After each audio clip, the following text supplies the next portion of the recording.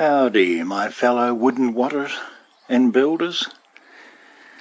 I've been busy on a little project. I'm building a garden shed. Should be enough room for my wheelbarrow, maybe a trailer, a few little things like that. What you're looking at here is some of the leftover componentry. So mainly internal components, a bit of roofing material, couple of girts, a bit more roofing and wall panels. And now let's take a look at the garden shed itself. It's just a little thing, you know, it's a little weekend job. Oh, there it is. Well, okay, not one weekend so much. Quite a lot of weekends, really. Isn't it nice? As it is, though, the roof leaks something chronic, and there's a giraffe getting in all the time through the walls. Yes, that's right, the zoo can't be very far away if there's a giraffe getting in on a windy day. So this is a kit set that I bought from a local company. Another local company did the concrete for me, and they did a really nice job. It's very tidy, quite flat, like the earth isn't. Yep, the earth has way more curvature than this concrete does. So measurements, 12 metres from that corner to that corner. What's that in modern measurements you young whippersnappers use? I don't know, call it 40 feet, it'd be close I suppose. Go around the corner and we have, in old-fashioned measurements, 10 metres from that corner to that one way over there. What would that be? I don't know, 33 feet-ish. See how precise I am with my measurements? Yep, pretty roundabout accuracy. So I've had some friends coming out to help me now and then with the construction, but the reality of it is possible, and I've been doing it, to construct this all by yourself. Sure, it's way slower when you're doing it by yourself, because when you've got two people on the job, it will be about 5 times as fast in reality, because of the cooperation, so to speak. But yep, you can actually do this kind of thing all by your own self. And I'm taking pride in that knowledge that even as old and wrinkly and arthritic as I am, I'm still able to achieve this lofty objective. One of the things that makes it possible, let me move a bit of detritus here. Crash, bash, destroy, hulk, wreck, is a crane, or a crayon. It stands about 10 feet tall, and it's loaded with rope, rated for about 1.5 tons. A hand crank, a pulley at the top, and retainers to stop the rope from sliding off. What that lets you do, after you bolt it to the concrete down there, and down there, is raise the columns. Moo! So in practice, you assemble what's called a portal, comprising 2 columns, any bracing that it needs, the rafters, well, of course here's the other column for reference sake,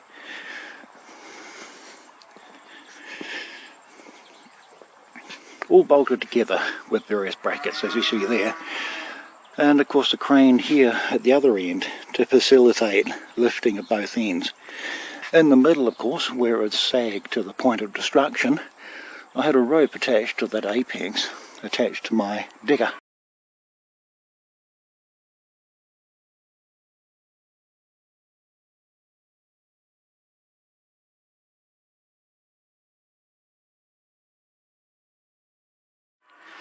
and I'd lift each little bit, a little bit by a little bit by a little bit, until I got this into its upright position to stop it from falling over. These chains down here were attached to the base of the column, and the column would fall against the crane, causing it to serve as a backstop at both ends, and in the middle it would tend to fall against the digger rope that I had attached there to stop it from coming at me and chasing me across the floor. I have to admit though, doing it like that is a bit nerve-wracking because my digger can't reach very high. It's only a little digger, but it gets the job done. And it certainly beats using a team of horses like my Amish friends do. So just a quick look-see around. Yeah, I need to finish the landscaping. Been knocking trees down and moving things around and cutting firewood and doing a whole bunch of other stuff. But anyway, back to this. Yeah, but take a little walk around.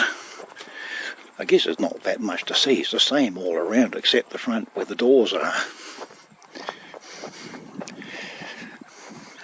So yeah, same sort of construction all around. Need to finish putting the girts in back here, just as I need to finish putting the purlins on the roof. That's where this recently purchased scaffold is an absolute lifesaver. I had tried to use just a tall ladder for this kind of work, but I have to say it was more dangerous than it was worth. So a few $1,000s later, I got that shiny new scaffold, and it'll be great for other projects here on the farm. Yep.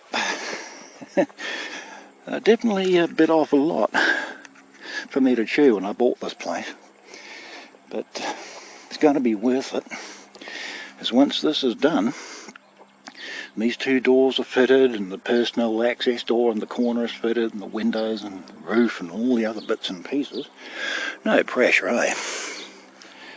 I can turn this area into a car park for customers. So on the other side of the forestry block is my house, and unlike what I'm accustomed to, it's got electricity.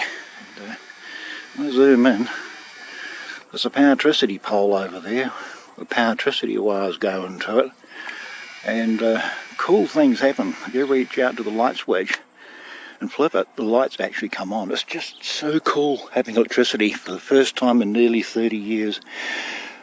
Yeah, still getting used to that. But anyway, serially, this will become a car park, paved in some fashion or other, to make these doors actually useful, such that I can have customers parking here, delivery trucks and whatever, carrying resources, so I can carry on fabrication work here in what will eventually become a place of business. Next to it, where all the landscaping and tree wreckage is, I'll be putting a lean-to structure containing stock for machining purposes. So yeah, that will keep me busy, as will the orchard over there, all the paddocks and other construction work going on where the sun has blinded the camera when I try to look at it, as happens, don't you know. So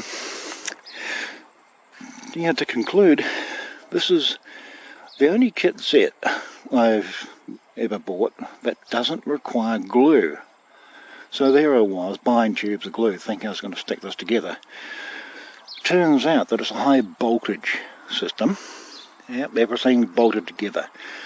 So it's you've got to be careful not to get a shock off it being such a high voltage arrangement. Right, I'll show myself out now.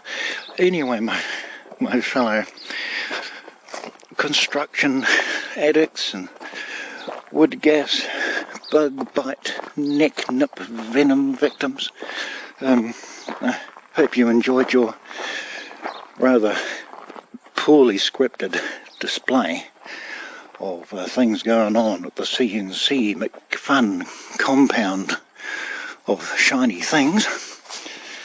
And just a quick look at the sad fate of my wood gases at the moment before I go.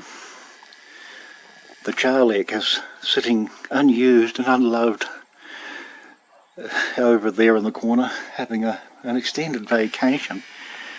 And as is the Gasomatic 9000, which hasn't been used in a while.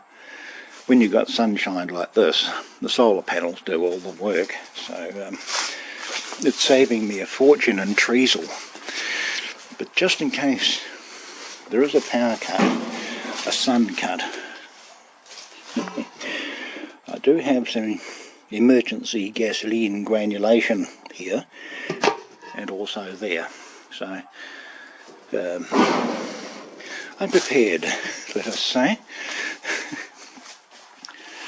Yep, and here's what's left of the construction material. This area was absolutely chocker with stuff, and I've been slowly carting it out piece by piece by piece, like some sort of ant building a nest. Yep, let us call it a man cave. So when it's done, let's come and join up and have us a beer. Okie dokie. Ciao for now.